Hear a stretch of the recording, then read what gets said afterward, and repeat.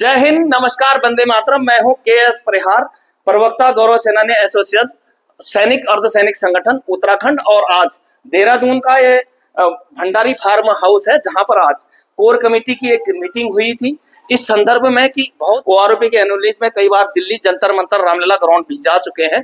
और अब 8th CPC की जब सरकार ने घोषणा कर दी है तो सीसीएस के अन्य एम्प्लॉयर्स और अन्य संगठनों ने अपने अपने एनोमलीज, अपने अपने टर्म ऑफ रेफरेंस भारत सरकार के समक्ष और DOP department of personal and training के समक्ष रखे हैं। क्यों न गौरव सेनानी एसोसिएशन एक उत्तराखंड का सबसे बड़ा दल होने के नाते अपने टर्म ऑफ रेफरेंस ज्ञापन और वो एनोमलीज भारत सरकार के विभिन्न विभागों तक पहुंचाए। तो यहाँ पर गौरव सेनानी अध्यक्ष महावीर राणा, तो सर, जिस प्रकार आपके हाथ में अभी ये anomalies letter oblique term of reference है, इसे आप किस किस डिपार्टमेंट को पत्राचार के माध्यम से देंगे और आगे आपकी योजना क्या है?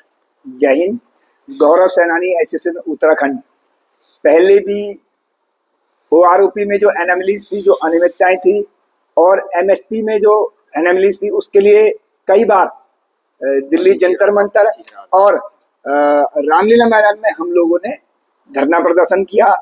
एमओडी को, रक्षा मंत्रालय को हमने कई पत्राचार किए, लेकिन उन पे कोई संशोधन नहीं हुआ। एनोमलीज को सुना नहीं गया है और कोई वार्ता नहीं की गई है।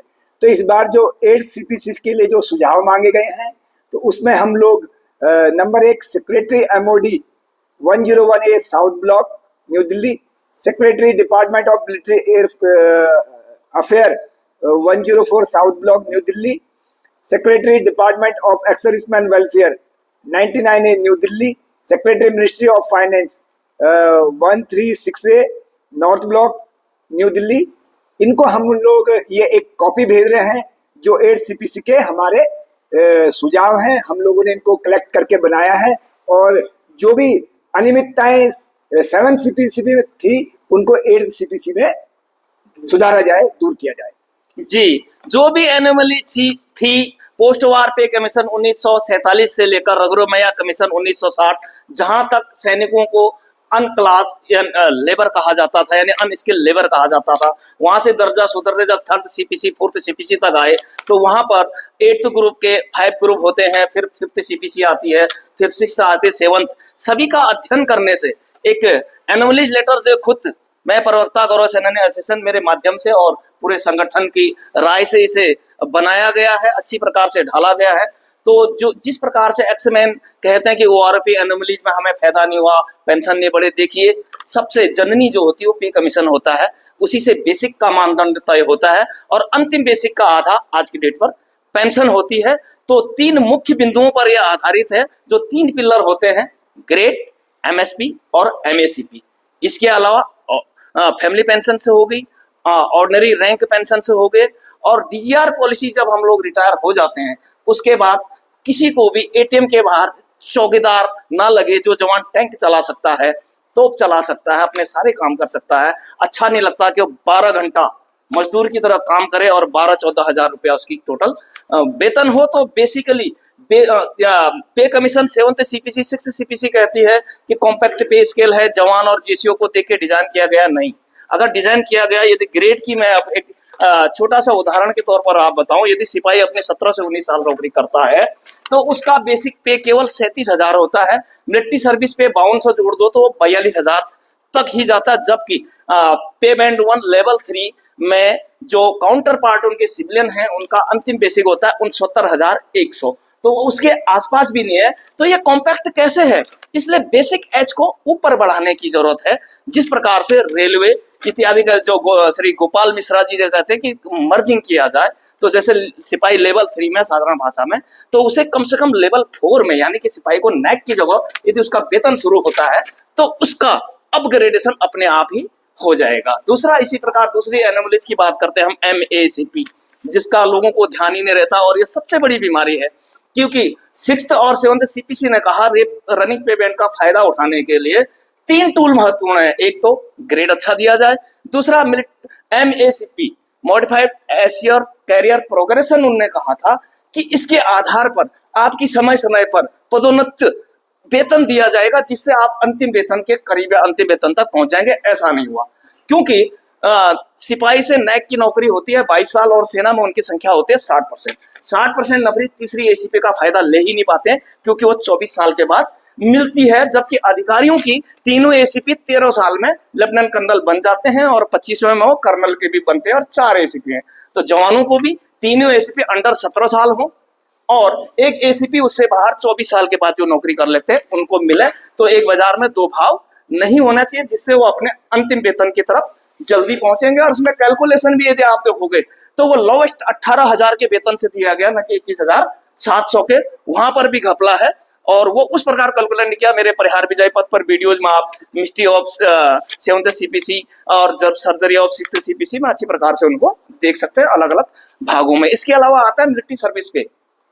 मिलिट्री सर्विस पे के आगे लिखा है कि ये इसलिए भी दी जाती है कि जेसीओ जवान की नौकरी शॉर्ट सर्विस है, यानी कम नौकरी में रिटायर होते हैं। तो मिलिट्री सर्विस पे लगा करके क्या उसकी भरपाई होगी? जैसा मैं सिपाही के संदर्भ में कह रहा था कि 4200 मिलिट्री सर्विस पे लगा के 42,000 उनका वेतन अंतिम होता है, 69,100 काउंटर पार्ट का है। तो फिर मिलिट्री सर्विस पे इतनी कम क्यों है कि वो अंतिम वेतन के आसपास भी नहीं है? तो किसी भी ओआरओपी में फायदा कैसे हो सकता है? इसी प्रकार जेसीओ के संदर्भ में कागजों में मैं क्लियर कट 6 यानी 459 जो 6th सीपीसी का संदर्भ है उसमें नॉन गजेटेड दिखा रखा है और संदर्भ संख्या 7935।